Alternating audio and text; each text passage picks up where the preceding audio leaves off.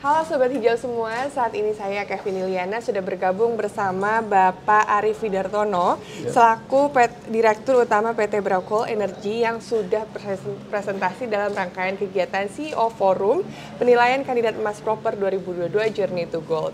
Nah Bapak, boleh diceritakan Pak Arief terkait hal-hal yang menarik yang terjadi dalam proses penilaian Future Fit Society Kriteria?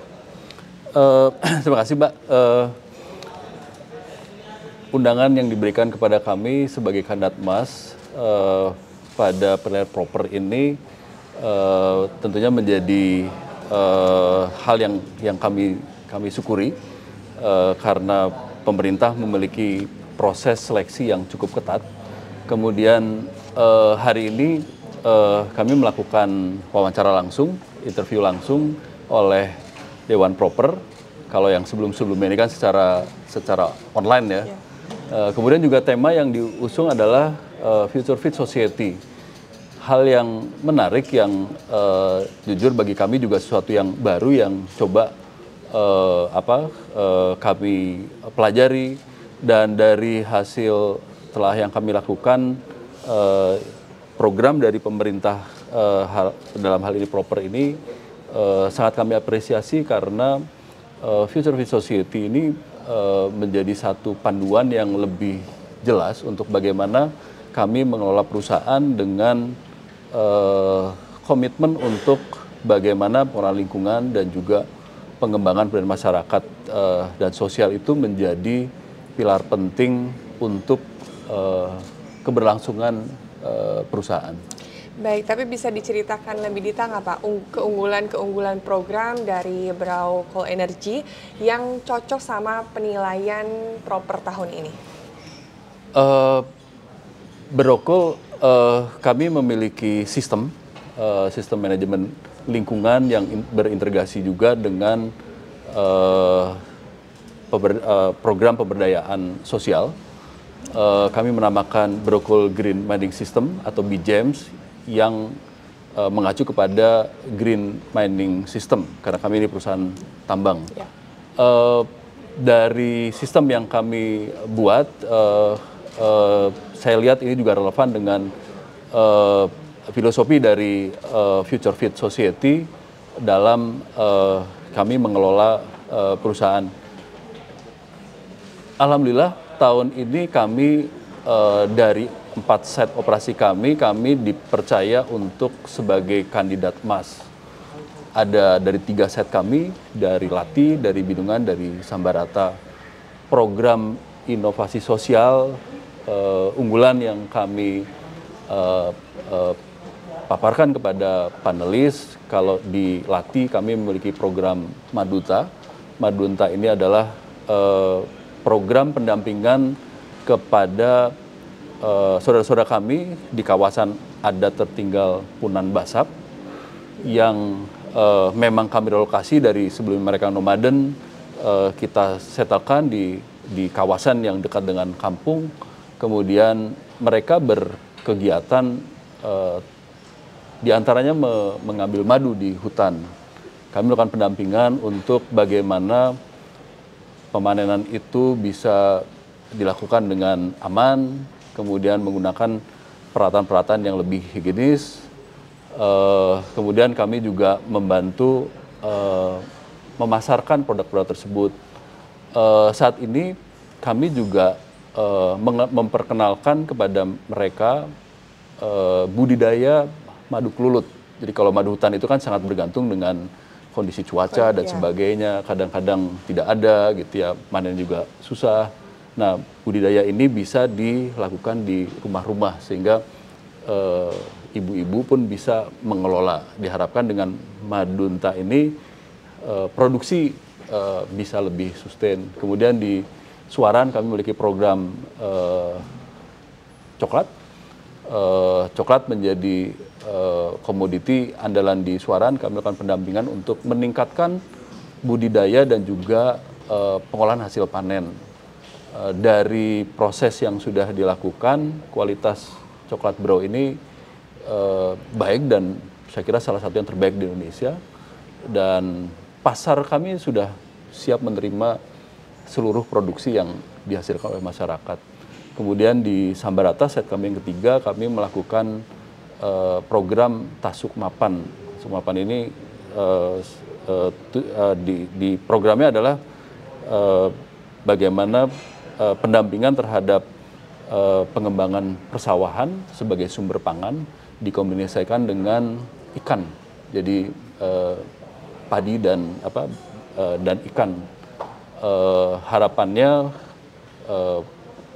kebutuhan pangan pokoknya tersedia, kemudian dengan ikan proteinnya juga bisa lebih tersedia, sehingga harapannya gizi di kampung tersebut bisa lebih baik, kemudian kelebihannya juga bisa dijual sehingga bisa mendapatkan pendapatan ekonomi ya. Baik.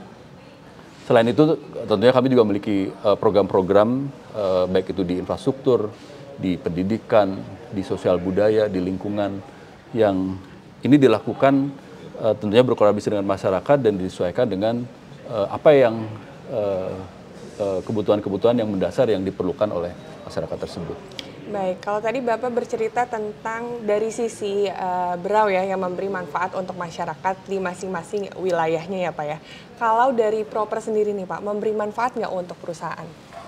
Itu pasti ya, manfaatnya sebagai karyawan kalau dapat Proper emas kan pasti bangga lah. Mereka akan merasa bagian dari perusahaan yang memiliki komitmen untuk tata kelola lingkungan dan juga sustainability sosial. Jadi kepedulian kepada masyarakat pun dilakukan. Proper ini independen, bukan kami yang meminta. Tentunya juga, saya kira Proper juga salah satu penghargaan yang sangat kredibel, sehingga karyawan pasti akan bangga. Dengan demikian juga perusahaan juga mampu menarik sehingga karyawan juga mau tetap stay bekerja di Berau. Kemudian dari sisi company juga pasti akan memberikan tambahan kredibilitas, pengakuan bahwa program atau kegiatan perusahaan yang dilakukan ini mendapatkan pengakuan dari pemerintah, sehingga bisa mendapatkan semacam social license untuk kita bisa beroperasi. Dan kami yakin dengan komitmen terhadap lingkungan dan juga pengembangan sosial masyarakat, perusahaan kami dapat berkembang dan berkelanjutan. Baik, jadi yang tadi saya tangkap memang dari sisi internal Berau Coal Energy sendiri menerapkan banyak upaya-upaya ya Pak, yang memang bagaimana caranya bisa tetap melestarikan lingkungan, meminimalisir kerusakan lingkungan dan juga memberikan kontribusi untuk lingkungan ya Pak. Dan pastinya dari sisi sosial juga berkontribusi banyak untuk keberlangsungan dan juga kesejahteraan masyarakat sekitar di masing-masing wilayah. Bahkan di Proper ini sendiri menjadi platform ya Pak ya untuk Berau untuk menjadi tempat di mana masyarakat bisa jadi lebih percaya dan juga memberi kepercayaan kepada pihak-pihak lain ya Pak ya. Boleh terakhir disampaikan Pak untuk Sobat Hijau dan juga generasi muda, apa yang mereka bisa lakukan untuk berupaya melestarikan lingkungan? Kita tinggal di bumi yang tidak bertambah, luasnya tetap, sementara jumlah orang yang hidup di bumi terus bertambah. Menjadi tantangan kita sebagai penduduk bumi, bagaimana bumi ini mampu tetap menjadi tempat kita hidup dengan nyaman, dengan sehat, dengan lestari. Perubahan-perubahan besar nggak perlu kita tunggu sampai sesuatu yang besar. Perubahan besar itu seringkali dimulai dengan langkah-langkah sederhana. Siapa yang harus memulai? Tentunya diri kita. Kapan mulainya? Ya sekarang. Dari hal apa? Dari hal yang simple, yang sederhana.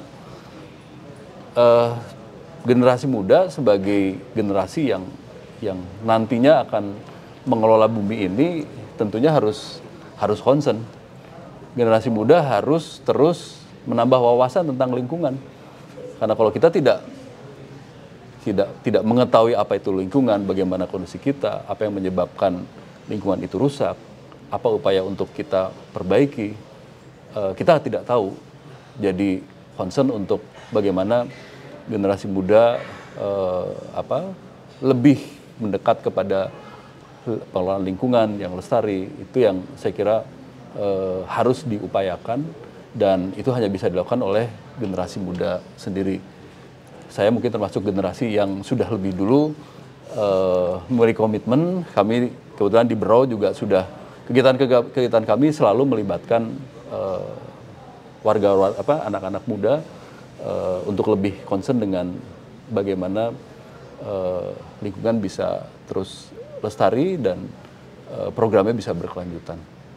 Baik, jadi langkah-langkah kecil yang segera dilakukan pastinya kalau dilakukan bersama bisa berdampak besar ya Pak, apalagi untuk kehidupan anak cucu di masa depan. Ya. Baik, terima kasih banyak Pak Arifi atas waktunya. Semoga berlangsung dengan baik semua program rencana dari Berau. Amin, terima kasih.